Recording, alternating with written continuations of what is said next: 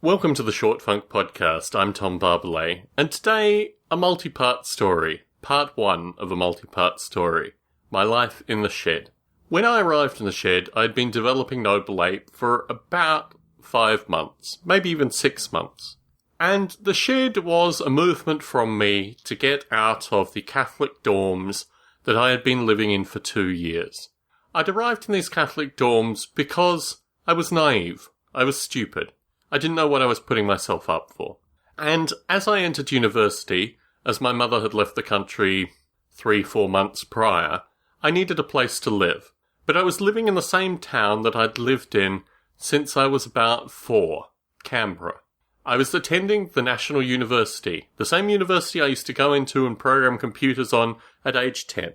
I knew the university very well, and for me, it was an experience that I thought would be meted by all the familiarity that I had with the place. But what actually happened was I found that this place run by nuns was not the same place that I had lived as a child, or even through my teenage years.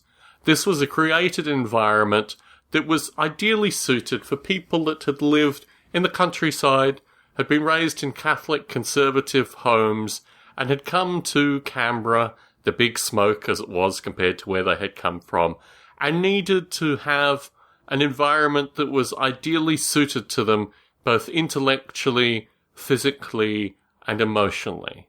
And certainly this environment was not the place for me. So after 2 years of living there, I realised I had to get out. And the best option that I found was a shed in the garden of an academic's home nearby the local university. The academic had left their home probably 4 years previously and rented it out to a friend of mine. But the shed was always a kind of quizzical addition whereby historically there had lived a gentleman who had a young child with one woman, was dating another woman, but basically needed a space that was away from the world to do his art and other things. For me, however, the shed was a space where I would develop Noble Ape, where I would compose music, and ultimately, for a brief period of time at least, I had a relatively steady girlfriend. In fact, she lived with me. Through the early arrival at the shed, my main interest was developing software for a family friend.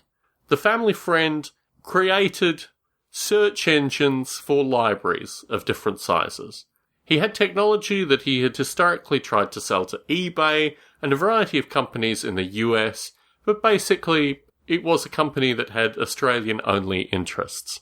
A number of demos had been given in the US, Canada, the UK and Europe. However, it was an Australian company. I joined primarily to rewrite the software that they had been using historically from one language to another language. This was something I did periodically. Really, my first job had been at the Commonwealth Science and Industry Research Organisation, writing ports of their software, and through my career, I'd done this work maybe half a dozen times. It wasn't too difficult, it was relatively time-consuming, and it meant that I had a computer in the shed that was not mine but was based on this work. And through this period of time, I worked on the Windows version of Noble Ape quite heavily, and moved the existing Noble Ape simulation a little bit further forward. Through this period of time, I also received a grant from the Australian Film Commission, and this enabled me to produce the CD-ROM Isle of the Apes. After I launched Isle of the Apes, there was some interest that was gathered associated with this work. I was contacted by a local businessman who was interested in creating a virtual reality installation, and through this interaction, I was given a stipendiary position, which on my resume is noted as a team lead, because that is ultimately what I did. I led a team, a small team. Through this period of time as well, in fact directly after the launch of Isle of the Apes, an artist/graphic designer from Malaysia turned up on my doorstep.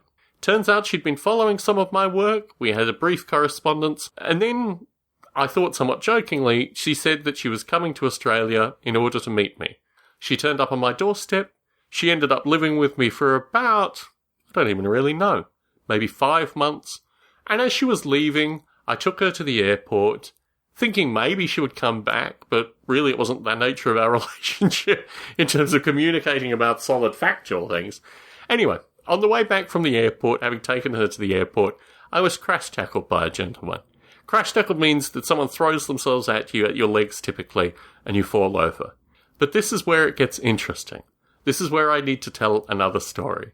And for that, I'm going to wait for another Short Funk episode.